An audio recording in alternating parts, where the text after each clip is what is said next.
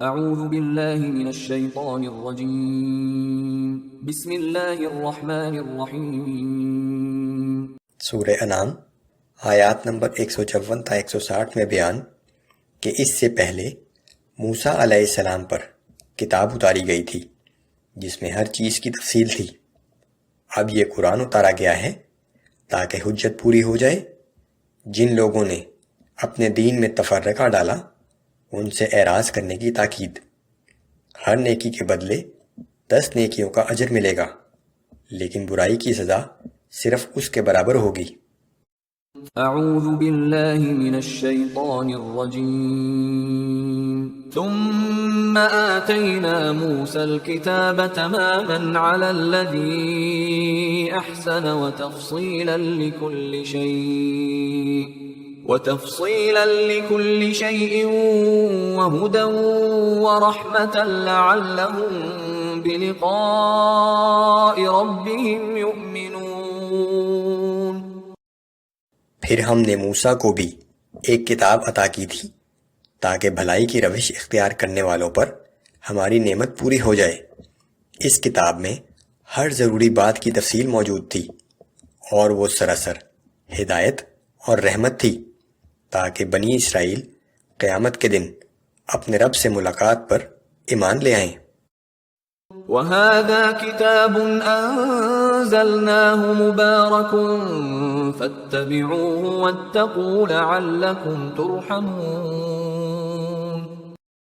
اور اسی طرح ہم نے یہ ایک بڑی بابرکت کتاب قرآن نازل کی ہے، بس تم اس کی پیروی کرو اور اللہ سے ڈرتے رہو تاکہ تم پر رحم کیا جائے۔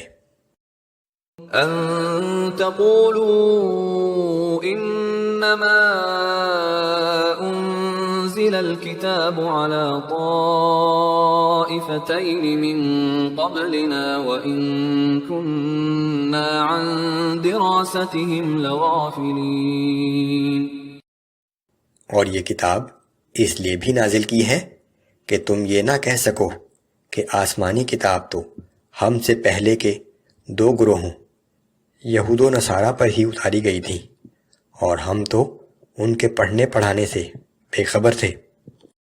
او تقولوا لو اننا انزل علينا الكتاب لكنا اهدى منهم، یا تم یہ کہو کہ اگر ہم پر بھی کوئی آسمانی کتاب اتاری جاتی تو ہم یقیناً ان یہود و نصارہ سے زیادہ ہدایت یافتہ ہوتے۔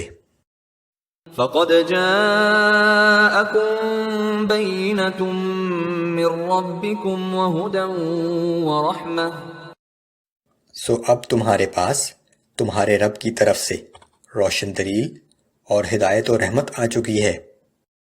فمن اظلم ممن كذب بآيات الله وصدف عنها، پھر اس شخص سے بڑھ کر ظالم کون ہو سکتا ہے جو اللہ کی آیتوں کو جھٹلائے اور دوسرے لوگوں کو بھی ان سے روکے۔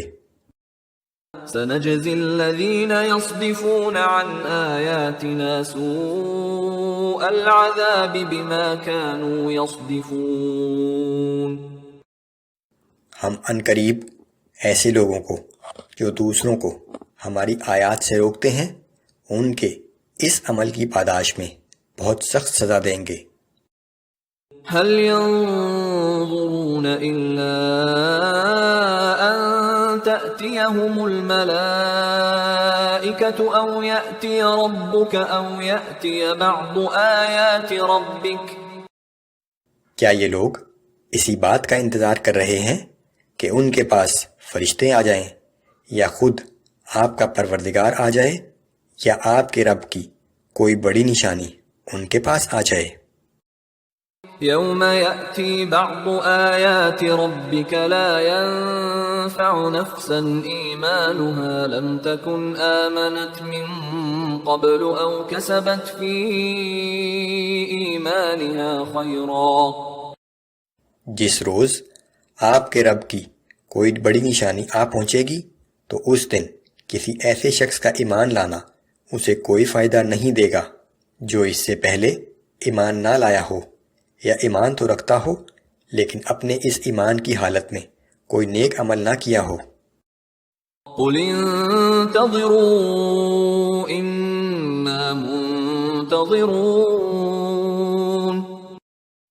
اے پیغمبر صلی اللہ علیہ وآلہ وسلم، آپ فرما دیجئے کہ تم بھی انتظار کرو، ہم بھی منتظر ہیں۔ فرشتوں کے آنے سے انسان کی موت مراد ہے، رب کے آنے سے قیامت مراد ہے، جب سب اللہ کے سامنے پیش کیے جائیں گے، اور بڑی نشانی سے قیامت کی نشانیاں مراد ہے، جیسے سورج کا مغرب سے نکلنا۔ ان تمام صورتوں میں نہ توبہ قبول ہوگی نہ ایمان لانا نفع دے گا، کیونکہ انسان کو امتحان کے لیے دیا گیا وقت ختم ہو چکا۔ ان الذين فرقوا دينهم وكانوا شيعا لست منهم في شيء۔ بے شک جن لوگوں نے اپنے دین کے حصے بکھرے کر ڈالے اور وہ مختلف فرقوں میں بٹ گئے، آپ کو ان سے کچھ سروکار نہیں۔ انما امرهم الى الله ثم ينبئهم بما كانوا يفعلون۔ ان کا معاملہ صرف اللہ کے سپرد ہے، پھر وہی ان کو بتائے گا جو کچھ دنیا میں وہ کرتے رہے۔ من جاء بالحسنة فله عشر امثالها۔ جو شخص کوئی نیکی لے کر حاضر ہوگا تو اس کو اس جیسی 10 نیکیوں کا ثواب ملے گا۔ ومن جاء بالسيئة فلا يجزى إلا مثلها وهم لا يظلمون۔